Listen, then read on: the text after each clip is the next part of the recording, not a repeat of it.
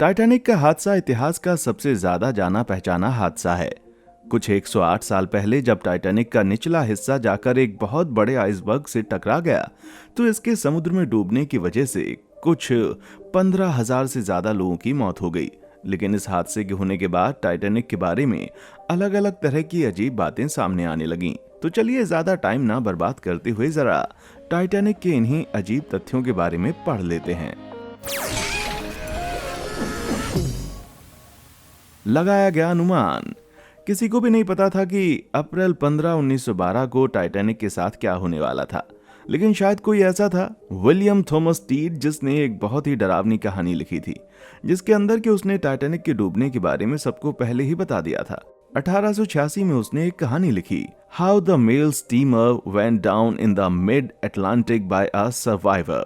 इस कहानी के हिसाब से एक शिप जो कि बिल्कुल टाइटैनिक की तरह दिखती है और वैसी ही बनी हुई है, एक समुद्र में डूब जाती है, क्योंकि इस शिप में इतनी लाइफ बोट्स नहीं थी कि हर इंसान को बचाया जा सके। लेकिन यह अनुमान था, यह प्रेडिक्शन सिर्फ यहीं पर यह खत्म नहीं होता। तो चलिए अब जरा 1898 की बात करते हैं, जब एक अजीब किताब the rack of the Titan Morgan Robertson द्वारा लिखी गई थी। इस किताब में लिखी हुई कहानी असल जिंदगी में टाइटैनिक के साथ हुई चीजों से बिल्कुल मिलती जुलती थी। इसके अंदर एक शिप द टाइटन अटलांटिक के एक आइसबर्ग से टकरा जाती है, जिसकी वजह से लोग पानी में गिर जाते हैं और उनकी बर्फ वाले पानी की वजह से मौत हो जाती है, क्योंकि इन लोगों के पास भी लोगों को बचाने के लिए लाइफ बोट्स कम पड़ गई थीं। सुनने पर तो लोगों को ये दोनों कहानियां लगभग एक जैसी लगीं, और सबसे अजीब बात तो ये थी कि इस कहानी में भी वही महीना लिखा गया है जब असल में टाइटैनिक डूबा था। इन सभी इत्तेफाकों के बीच में एक और बहुत ही बड़ा इत्तेफाक भी हुआ। विलियम थॉमस टीड, जिन्होंने की पहली बुक लिखी थी, वो भी टाइटैनिक के डूबने के समय पर उसमें मौजूद थीं। दुर्भाग्यवश ये उन लोगों में से थे जो कि अपनी जान नहीं बचा पाए। साइज मायने रखता है। ये चीज तो सबको पता है कि टाइटैनिक का नाम आखिर टाइटैनिक क्यों रखा गया। उस समय पर टाइटैनिक दुनिया की सबसे बड़ी शिप थी, जो कि इससे पहले बनाई गई सबसे लंबी शिप से भी कुछ 100 फीट लंबी थी।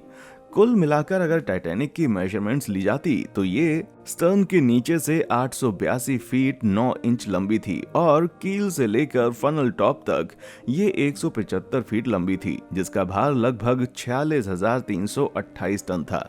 ये शिप इतनी बड़ी थी कि आराम से ओलंपिक साइज के स्विमिंग पूल से 52 गुना बड़े समुद्र में चल सकती थी।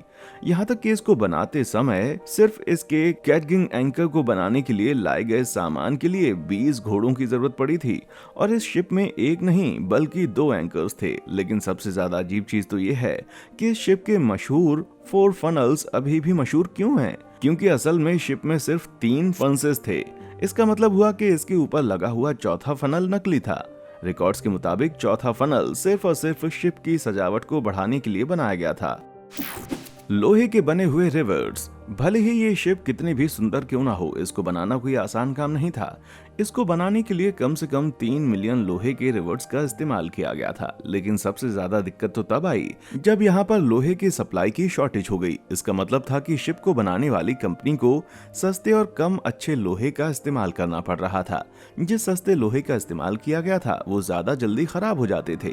स्टील के बने हुए रिवर्स का भी इस्तेमाल किया गया, लेकिन इनको सिर्फ शिप के सेंट्रल हॉल में लगाया गया था, जहां पर कि स्ट्रेस बहुत ज्यादा होता है। शिप के स्टर्न और बो पर लोहे के रिवर्स का इस्तेमाल हुआ था और इस शिप का बो ही आइसबर्ग से टकरा गया था। साइंटिस्ट का मानना है कि अगर पूरी शिप में अच्छी क्वालिटी के रिवर्स इस्तेमाल किए जाते तो शायद ये शिप टकराने के बाद भी थोड़े समय तक तैरती रहती और कई सारे लोगों की जान बचा ली जाती।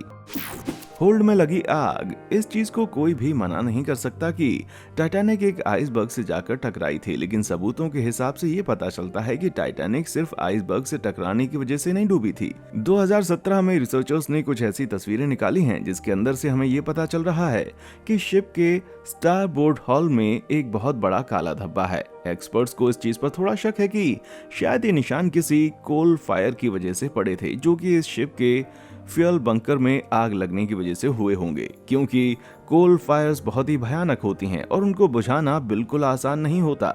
माना जा रहा है कि शायद ये आग काफी दिनों से लगी हुई थी, जिसकी वजह से यहाँ पर तापमान 1000 फ़ारेनहाइट से भी ज्यादा हो गया था। इसके ऊपर और जांच करने के बाद लोगों को ये पता चला कि ये आग इतनी ज्यादा भयानक हो गई थी कि इस शिप के फायर फाइटर्स भी इसको बुझा नहीं पा रहे थे, क्योंकि आग फ्यूल स्टोर में लगी थी तो ये इतनी भयानक नहीं थी, लेकिन इससे वहां पर एक्सप्लोजन होने के बहुत ज्यादा चांसेस थे।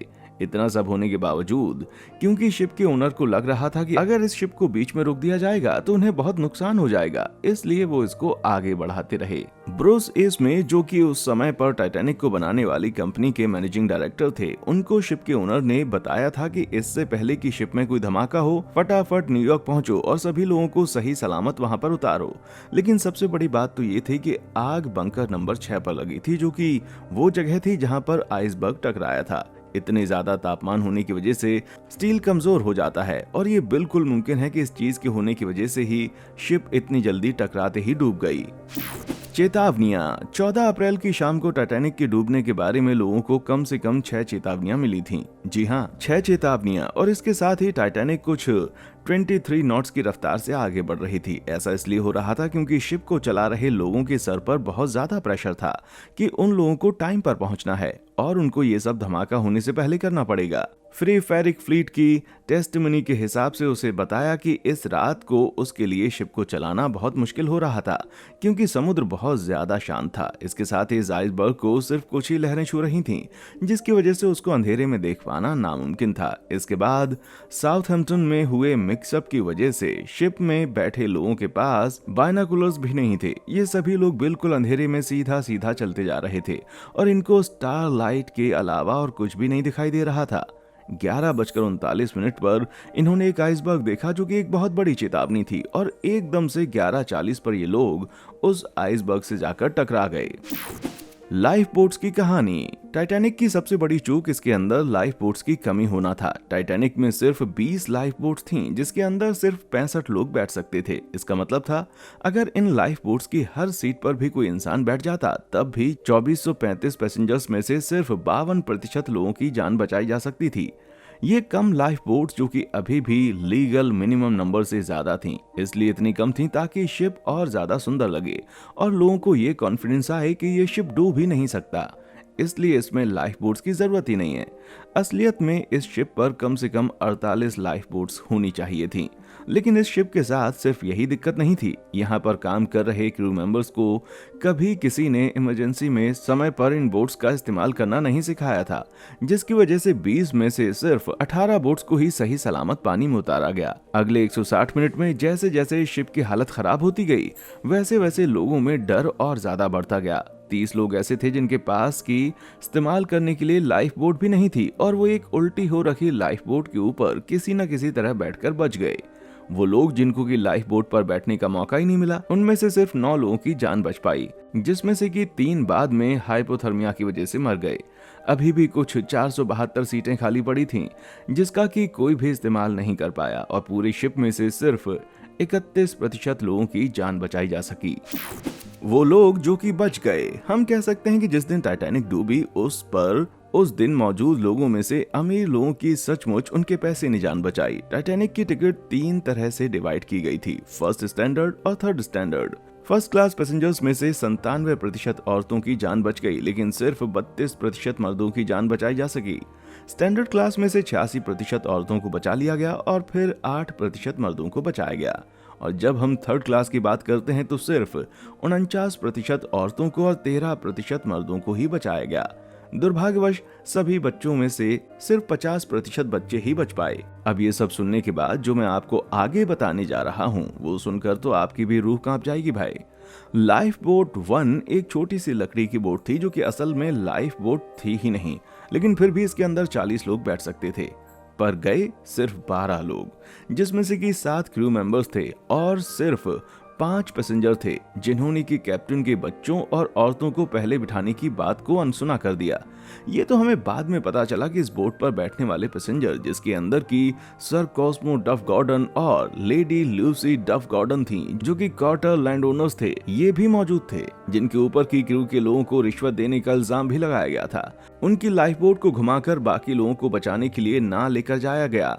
लेडी डफ गॉर्डन को डर था कि पानी में गिर गए लोग इस बोट पर बैठने की कोशिश करेंगे, जिसकी वजह से उन लोगों की भी मौत हो जाएगी। वो कहते हैं ना, पैसे से इंसान कपड़े तो अच्छे पहन सकता है, लेकिन दिल अच्छा कहां से लाएगा। SS Californian. आज तक लोग इस चीज पर बातें करते हैं कि क्या टाइटैनिक में मरे लोगों को बचाया जा सकता था या नहीं। उसी समय पानी में तैर रहे SS कैलिफोर्नियन टाइटैनिक से जब वो डूब रही थीं, सिर्फ 20 मील की दूरी पर थीं। इस शिप के ऑपरेटर ने टाइटैनिक के ऑपरेटर को एक मैसेज भी भेजा था।